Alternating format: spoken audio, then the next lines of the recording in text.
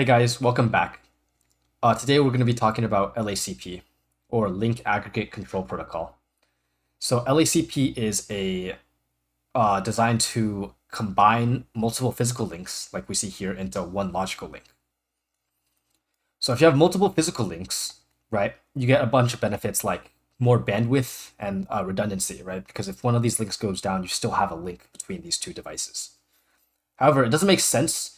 It doesn't really make sense to have to treat these individual links as separate links, right? If we had, it would make sense for each one of these links to have like their own IP address, for example. So that's where LACP comes in and combines them into one logical link, and they can all share a IP address. So I'm going to show you how to configure that. So let's get started. Enable configure terminal, as usual. First thing we need to do, because it's a layer 3 switch, is enable IP routing, so that we can actually get layer 3 capabilities. So we'll start by creating the interface for the port channel. So we do that with the command interface port channel, and then followed by your channel ID. We're going to use 1 in this case. This is unique to the device. And we're gonna, because we want to add an IP address for it, we want to make this a layer 3 interface, so we run the command no switch port.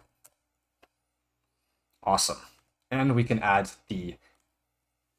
basically add all our commands that we would put onto the normal interfaces into this interface right here, this port channel interface. So IP address 192.168.10.1. 255.255.255.252/30. There we go. And next, we add the physical interfaces to the port channel. So that's going to be FA0, 1 through 3. So we can use the range command to make things faster. Int FA0, 1 through 3. Int range, sorry. Int range FA0, 1 through 3. And before we add these ports these interfaces to the port channel, we need to make sure that their configurations are the same as the port channel we're trying to add. So they need the same type of port. So in this case, we need to run the no switch port command on all of them. Okay, once we've done that, now we can add it to the port channel. So we do that with the command channel -group, and then your port channel ID, for us, is 1. And then we have to decide a mode. So there's 2 modes, active and passive. Active just means that it reaches out and tries to establish a connection with the port channel on the other side. Passive means it won't do that, and it will only wait for the other side to reach out to it. You need at least 1 active mode to properly establish a port channel. In this case, we're going to make this one active, and we're going to make the other one passive. Okay, there we go. Awesome, and that's all we need to configure for this switch right here. No, enable configure terminal and IP routing, just like on the other switch. Interface port channel 1 and no switch port, right? And then add the IP address 192.168.10.2. 255.255.255.252. Oops, I forgot the right address. Okay, and now we do the same thing.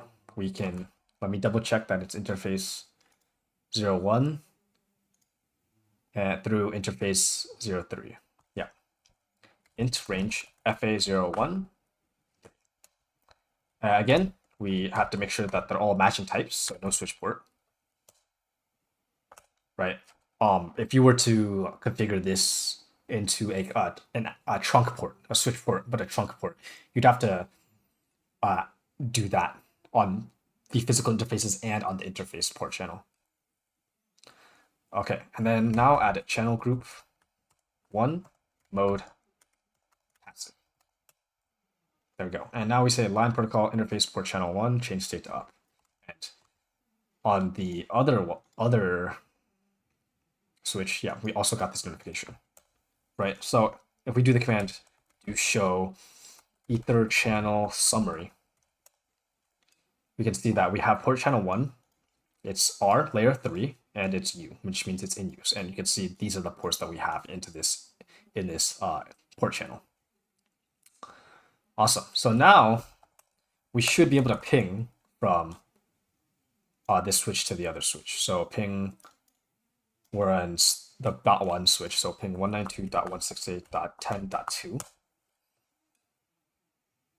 And as you can see, we get a response from the other switch. Now let's try and delete some this link.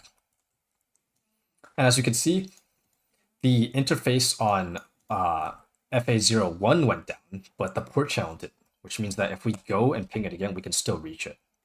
So that means we've configured our port channel correctly, and we have now more bandwidth and better redundancy in our network.